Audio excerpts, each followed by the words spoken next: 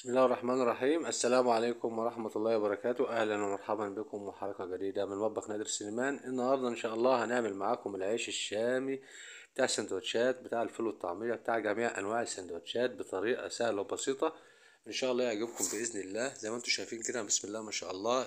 الرغيف قابب طبعا، زي ما انتم شايفينه فاضي من جوه ما شاء الله، وطري وناعم ولا أروع من كده. عيش كما قال الكتاب، يعني مش محتاج تعليق. ان شاء الله لو عجبكم الفيديو اللايك والشير الجميل بتاعكم والاشتراك في القناة بإذن الله. هنبدأ معاكم الشغل، يلا هنبدأ نعجن مع بعض. بسم الله الرحمن الرحيم. النهاردة هنعجن معاكم عيش الشامي بتاع السندوتشات بتاع الفول والطعمية. ان شاء الله يعجبكم. هنعمل معاكم النهاردة كوباية دي حاجة خفيفة خالص كده عشان تعملوه من غير ملل ومن غير اي مشاكل.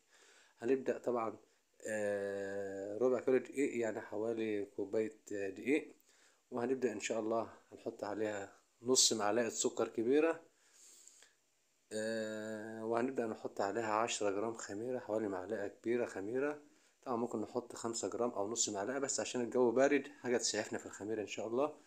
وهنبدأ نحط طبعا على طرف المعلقة كده حوالي من ربع معلقة صغيرة ملح.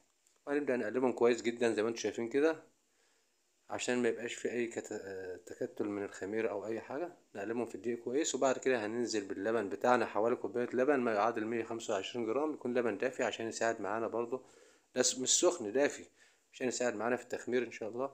هنبدأ طبعا نعجن مع بعض. مش هنحط اللبن كله طبعا، عشان انتوا عارفين ان الدقيق طبعا في دقيق بيشرب بسرعة وبيشرب اكتر. هنحطها واحدة واحدة زي ما انتوا شايفين كده. حطينا نصها وهنبدأ نحط واحدة واحدة حسب ما نحتاج. هي عامة كده كده خدت 125 جرام اللي هي كوباية اللبن. وهنبدأ ان شاء الله زي ما انتوا شايفين كده، هنبدأ نلم العجينة الاول كده كويس. طبعا بدل زي ما لما العجينة اهوت. هنبدأ نحط عليها معلقتين الزيت بتوعنا، عشان طبعا بنحط الزيت في الاخر عشان ينعم العجينة. زي ما قلنا لكم قبل كده، اي عجين بنعجنه دايما بنحط الزيت معلقة او اتنين في الاخر عشان ينعم لنا العجينة، تبقى العجينة ناعمة. وكل ما كانت العجينة ناعمة ومدعوكة كويس، كل ما يطلع معانا ان شاء الله العيش مظبوط وتمام بإذن الله. زي ما انتم شايفين كده، هنبدأ نعجن العجينة على الرخامة. هنعجنها كويس جدا، لان اهم حاجة العجين والتخمير. اتعجنت العجينة كويس واتخمرت كويس، ان شاء الله يطلع معانا احلى عجين مظبوط بإذن الله من غير اي مشاكل بإذن الله. طبعا زي ما انتم حضراتكم شايفين كده، بنعجن العجينة وندعكها جامد زي ما انتم شفتوها كده. العجينة اهم حاجة دعك العجينة، زي ما انتم شايفين ما شاء الله العجينة اهي ناعمة ومش محتاجة اي كلام، مش محتاجة تعليق. اهم حاجة ما تبقاش طرية قوي ولا تبقى ناشفة قوي، تبقى يا دوب بس ايه تمسك وتسيب في ايدينا كده. هنبدأ نحطها في البولة لمدة حوالي ساعة الا ربع. هنبدأ طبعا ندهن البولة من تحت زيت، وهنبدأ نركب وشها زيت. وهنبدأ نسيبها لمدة 3/4 ساعة أو ساعة لحد ما تخمر. أهم حاجة التخمير، أهم حاجة يا جماعة التخمير. طبعا احنا بعد حوالي من ساعة إن شاء الله هنبدأ بعد كده نشيلها من البولة. طبعا نهبطها بس كده الأول، ونبدأ نشيلها على الرخامة بتاعتنا عشان نشتغل فيها. هنبدأ إن شاء الله نبدأ نقطعها قطع صغيرة حسب ما أنت عايزة بقى، عايزاها كبيرة عايزاها صغيرة، ده حاجة ترجع لك أنت. هنبدأ إن شاء الله أنا أقطعها حوالي 50 جرام. هيطلع معايا حوالي من 9 قطع على 50 جرام. هنبدأ إن شاء الله نبدأ بقى نكورهم زي ما انتم شايفين كده. هنكورهم كويس ونبدأ نقفلهم من تحت كويس، بحيث برضه يبقى شكل اللقمة بتاعتنا شكله كويس زي ما انتم حضراتكم شايفين كده. بدأنا نكورها، هنكور 9 زي بعض.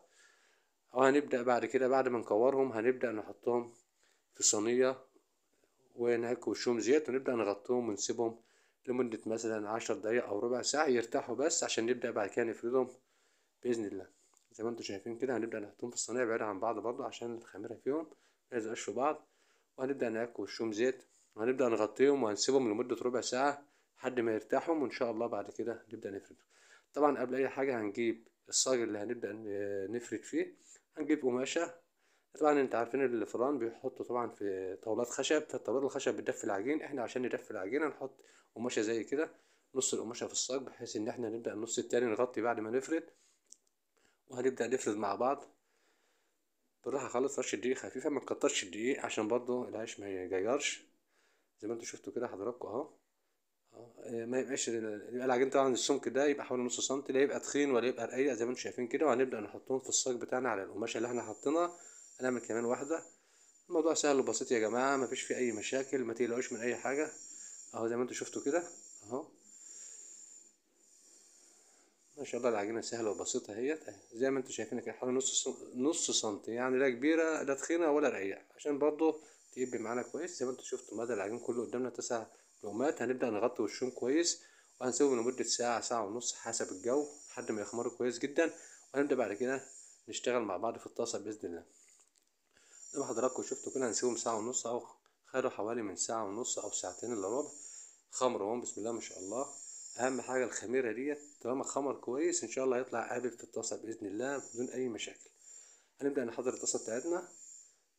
طاسه سخنه، هنبدا نحط لقمه زي ما انتم شايفين كده بالراحه خالص. بالاسباتوله بتاعتنا هنجيبها هنمشيها بالراحه كده، بس بعد ما تبدا يبدا ياخد ارضيه، او بعد ما يبدا ان هو يقب زي ما انتم شايفين كده، هنبدا بالراحه نحركه بس بالراحه عشان ما يتخرمش مننا ويبوظ. زي ما انتم شايفين كده هنبدا نقلبه.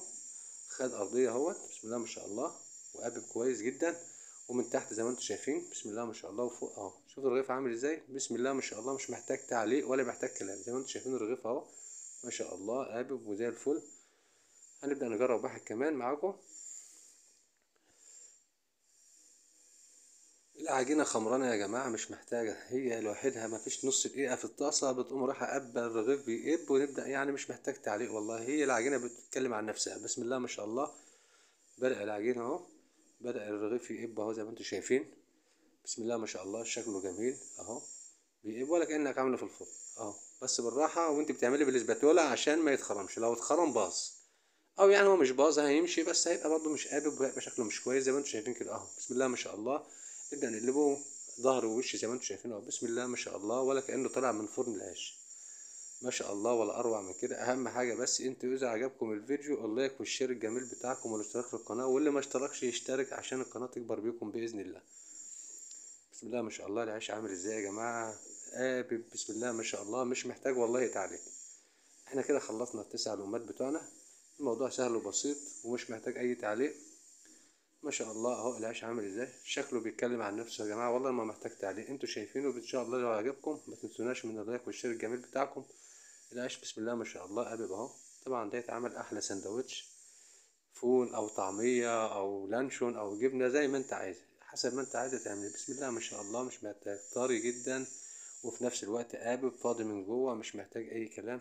اهم حاجة اذا عجبكم الفيديو اللايك والشير والاشتراك في القناة. شكرا لكم والسلام عليكم ورحمة الله وبركاته.